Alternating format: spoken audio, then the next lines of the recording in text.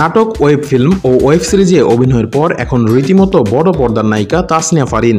সর্বশেষ গত ঈদে মুক্তি পায় তার অভিনীত সিনেমা ইনসাফ, যেখানে নায়িকা হিসেবে ব্যাপক নজর কেড়েছেন দর্শকের মাঝে। তবে শুধু বাংলা সিনেমায় নয়, ওপার বাংলার সিনেমাতে অভিষেক হয়েছে মিষ্টি হাসির এই অভিনেত্রীর। সাদামাটা সাজ ও ন্যাচারাল লুকের জন্য ভক্তদের পছন্দের একজন এই ফারিন। তবে এতেই সীমাবদ্ধ নেই তার সৌন্দর্য, তার পশ্চিমা পোশাকেও সমান মোহনীয় এই অভিনেত্রী।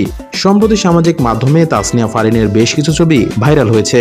সেখানে দেখা যায় ওয়েস্টার্ন আউটফিটে ফারিন যেন হয়ে উঠেছেন পুরোদমে একজন গ্ল্যামার গার্ল। কালো সিকুইন সজ্জিত ক্রপ টপ ও হাইওয়েস্ট বটমে নিজেকে সাজিয়েছেন ফারিন।